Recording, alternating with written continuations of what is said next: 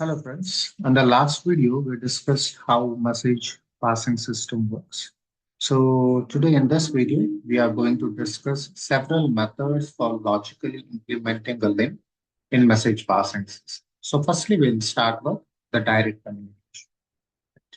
So in this direct communication, the sender process specifies the exact identifier. Like example, if let us assume P is a sender and Q is a receiver. Okay, let us assume here this is P and this is Q. P is sending some message to Q. So where P acts as a sender and Q acts as a receiver.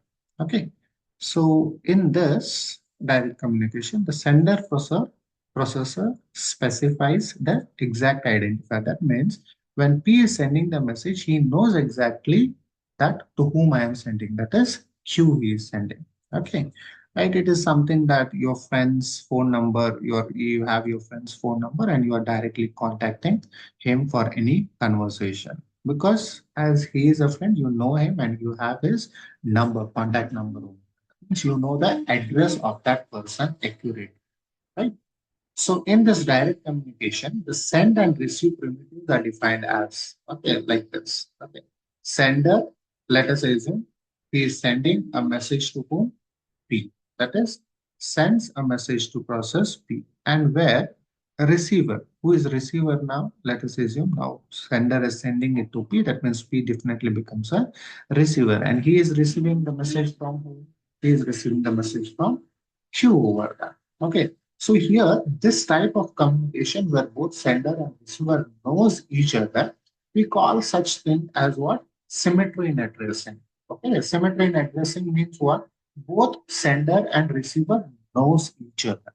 Okay, in a similar fashion, we have in a direct communication, we have another methodology that is asymmetry in addressing. Okay, asymmetry in addressing means what? Here, sender and receiver are again here communicating with each other. But here, if you see this ID, sender is sending to P, but receiver, when he is receiving, he doesn't know exactly from whom he is receiving, right? So the variable ID is set to the name of the process with which communication has taken place. Like example, if the communication is established between P and Q, the ID becomes what? Q. Let us assume the communication is established between T and Z. Now, what will be the value taken by this ID? Definitely it is Z over there, right? So in a similar fashion, we have something called as indirect communication also, right? So as we are having a direct communication, we are also having a indirect communication. So what's exactly happening in this indirect communication is the sender and receiver use an intermediary such as mailbox or messaging queue. Okay. So in the previous one, directly the sender and processors, sender process and a receiver process were having a direct communication channel established between directly the sender and the receiver. Okay, but here there is something which is acting as an intermediary over there. Like it might be a mailbox or a messaging queue acting as an intermediary between your sender process and the receiver process. Rather than direct addressing each other, it's like what you can say, leaving a note in a shared mailbox instead of directly handing it over to a specific person. Let us assume if a courier person comes over there, okay, if you are staying in an independent house, he will hand over that directly to you, right? So that is what is somewhat you can relate it to your direct communication. But if you're living in a society, that what the courier person will do, he will dump it somewhere in the what you can say shared space, or else we can call it as mailbox or a courier box. Something is there, okay, organized in the societies. There he will share it and he will move on. Okay, he will not look into that whether it will be received to you or not, right? So here, what happens is two processes can communicate only if the processes have a shared mailbox, right? That means these two can communicate only if there is something in the intermediary present, okay, like mailbox or something as such. Okay. So, however, send and receive primitives are defined as shown like this. Okay. Send, okay. he is sending a message and receiver is also receiving a message. But if you look into this previous one, sender here, P means what? It is a part of a receiver. Okay, sender is sending a message to whom? To P, and receiver is receiving a message from whom? Q. But if you see in this indirect message, now the sender is sending a message through what? Through a mailbox. The name of the mailbox, let us assume that it is A over here. And receiver is receiving the message again from whom? The mailbox A. Here, A is neither a sender, neither a receiver, but it is a mailbox, okay, which is shared between your sender and a receiver. Okay, so this is how exactly the communication is taking place indirectly. Okay, so now we will be moving to the next part, that is your what is exactly meant by synchronization and buffering in your communication links, right? So before moving to the synchronization, let us see what is the synchronous and asynchronous message passing means exactly, right? See, synchronous and asynchronous message passing are two methods of communication between the processes. And they can be taught something like the difference between your phone call communication and sending a text message, right? So, what is the difference we find between a phone call communication and sending a text message? Usually, whenever we are communicating through the phone call, there should be a receiver who should be ready to receive my call. Then only there can be a communication established. But while in sending a text message, it is nothing mandatory over there that the receiver should be ready to read my message. You can just drop the message whenever the receiver is ready to receive it, or whenever he is free or she is free, then she can just read through that message and then reply you back. Okay, that is the usual difference what we find between your phone call communication and your text message, right? So that is what the sim in a similar way we can relate this synchronous and asynchronous. Okay, in synchronous message passing, both your sender and receiver should be ready for the communication. It is something that you can relate with your telephonic conversation, right? Asynchronous message passing means what? The sender and receiver do not need to wait for each other. It is somewhat like a chats, okay, message, right? Sender is sending a message, even though receiver is not, what you can say, free to read that.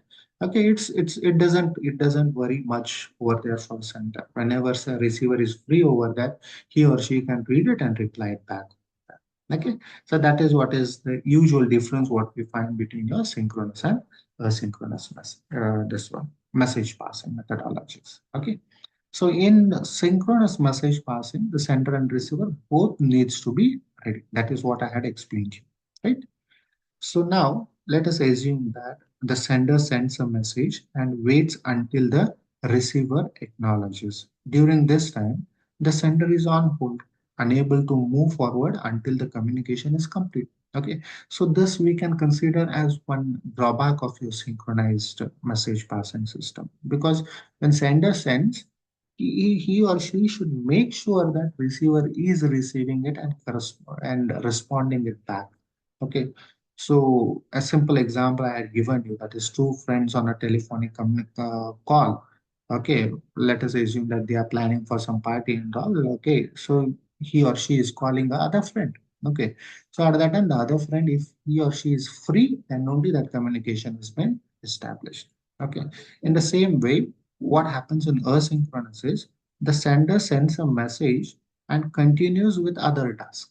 Right? Like example, let us assume sender A sends a message to B, and sender A should not continuously watch your phone, or he will be just looking at the phone for the reply back by B over there. He or she can be carrying on with their own work until and unless the message has been replied back. Okay, the receiver picks up and responds to the message when they are ready.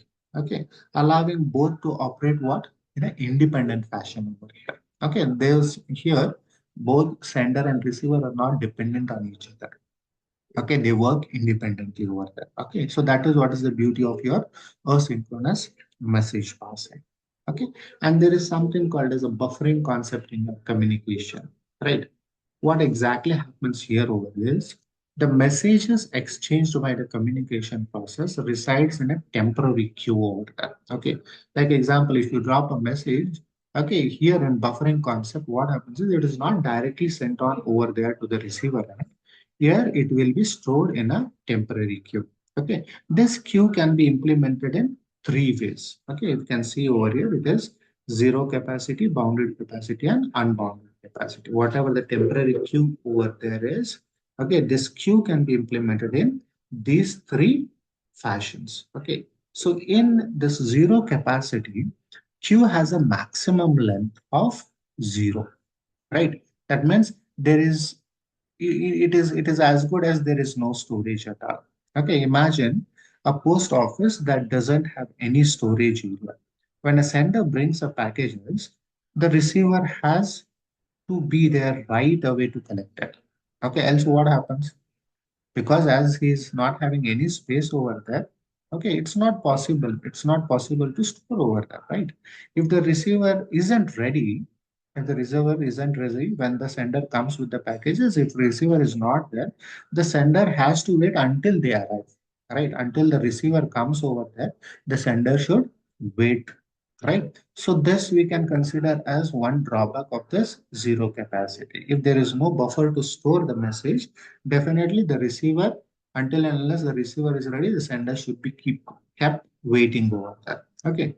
So this would be like a system with zero buffering, what I have explained. Okay. Are only sent if the receiver is immediately available. Okay. Here in zero capacity, what happens? The messages are only sent when the receiver is immediately available. And if not, what happens? The sender has to pause himself or wait for a longer duration. Okay, so this is the first methodology of implementing your buffer. Okay, what happens in bounded capacity? As the name itself tells that, okay, there is a bounded capacity. Bounded capacity means what? Queue is having a finite length of capacity to store the messages over there, right? So now let us again come back to the same scenario where imagine the post office is having a small waiting area with space for a few packages, right? So sender can leave their packages there if the receiver isn't ready. Okay, even though if the receiver is not there in the post office, the sender can leave the packages over there. Right? Why? Because we are having a limited, at least some amount of waiting area over there or some amount of space to be the packages where the packages can be left over there. Right? But what happens is, but once the area is full, okay, let us assume the area of the waiting area in that post office is full now, right? If any new sender comes over there with the packages, definitely that new sender should wait for the space to open up, right? Why? Because already the messages are dumped over there. So the receiver, when the receiver consumes that, then only the sender can park the other messages or park the packages what he has got over there. Okay, so this would be a similar. This is what we can relate it to what the boundary capacity. Okay. So where there's limited number of message slots. Once the buffer is full, okay, that is once the bounded buffer is full over, the sender has to wait until the receiver picks up some message to free up the spaces. Okay, so that is what we will be seeing under what the bounded capacity. Okay. What is this unbounded capacity? The name itself tells here unbounded means unlimited buffer spaces over there where you can dump as many packets as you want. Okay. In the scenario, if you relate over there, the post office is having a huge waiting area. Okay, enough for an unlimited number of packages over there to store enough or unlimited number of packages over there. Okay, senders can keep leaving packages there regardless of when the receiver comes to pick them up, right? So it is nothing to bother that the receiver is there to pick the packages or not. Okay, just sender dumps over there because you are having abundant what you can say space over there to store those packages.